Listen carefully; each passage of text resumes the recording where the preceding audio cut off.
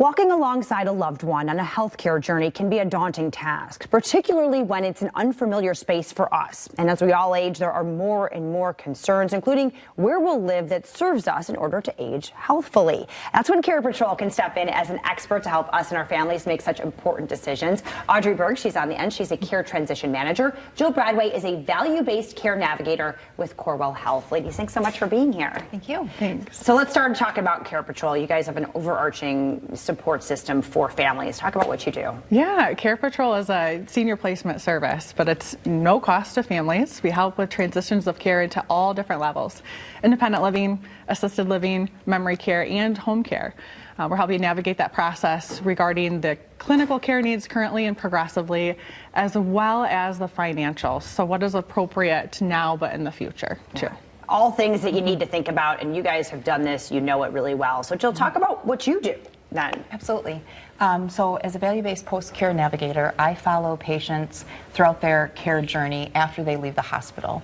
So that involves really making sure that we're aligning goals of care with what the patient wants, and coordinating care between all those different entities, whether it's a skilled nursing facility, the physician provider, just making sure that we're really keeping the patient's best interest at heart. Wonderful. And so this is a natural, partnership. Talk about how you work together with families during these transitions. Absolutely. So we always try to promote discharge planning immediately on day one. And we always want to do that, start having the conversations about what the future looks like with a loved one prior to that medical crisis. There's quite a few misunderstandings, I feel like, in the hospital setting, that a lot of times it can involve that understanding that as soon as a patient discharges or admits to the hospital, that the next steps are automatic, and that's not always the case. A lot of times it's going to be based on the inpatient care team recommendations and the specific needs of the patient. The other, kind of falsehood is that there's a guarantee that insurance is going to cover a set covered amount of days, and that's not always the case.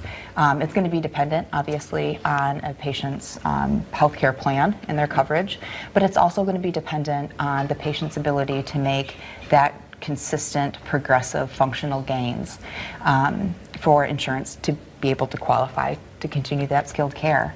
And lastly, another misconception, I think, is that there's this thought process that a patient's hospital stay or stay in a rehab facility is going to continue until a patient reaches that prior level of function, and that's not the case, right? And when I say prior level of function, I mean that performing level that they were at before the hospitalization. Right. These days, healthcare providers typically aim to get that patient to that next level where goals are met and they can safely transition to the next level of care, whatever that may be. So, we always want to get started early on that. Absolutely. I mean, you explaining that there are so many moving parts. Audrey, let's talk about the importance of planning, because that's where that all comes in. I mean, you got to plan for kind of every single scenario. That's a lot of things. Yes. Yeah, so CarePatrol, I would say definitely we're different when you look at senior placements. We're very highly involved. Most of us come from a medical background. So we're providing multi-levels of transitions of care, knowing that prognosis may be A, B, and C. A could be progressive in nature and going home with home care. We can help set up that private duty home care. B may be, we need to do an assisted living stay, which can provide those assistance with call bell, call light. The caregivers can come in and provide that care, and then also you're getting that rehab at that next level. So it's not skilled nursing, because that stay would be done, but then they would bring in the therapy through that home care benefit with that added support. And C may be just doing a short stay in assisted living or an independent living with a la carte services, and then doing a transition home with home care. We can help with all of those. Yeah, so you know all of the things, and obviously you two work together and have this down, and okay, this patient needs this, then, and get all of that lined up. Talk about what a relief this is for families. I can't even imagine walking in and dealing with insurance alone, not even dealing with making decisions about care. Absolutely. So, one of the things that we always try to encourage families to do is to have those the transparent and proactive conversation with our loved ones prior to that medical crisis, so that when we can, get services involved right away for somebody if needed, instead of waiting until the last minute. And again, going back to that prior level of function, mom or dad or your loved one may require a higher level of care. So it's having those conversations early, identifying the specific needs of the patient in the right now, because every community is different, right? So I think getting it done at the start of things, and ideally even before that hospital visit. So perhaps the holiday season, when everyone's sitting around the table, not everyone's favorite time to talk about it, but everyone's there, right? Maybe these are discussions that you need to be having. Absolutely. Okay, wonderful. Anything else you guys want to add? Anything else that you think our viewers need to know this morning?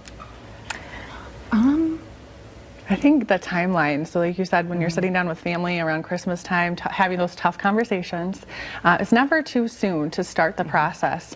Our CarePatrol line, you can work with any of the care transition managers. I have families right now that I'm helping just look at independent living with that transitional care as they need it available.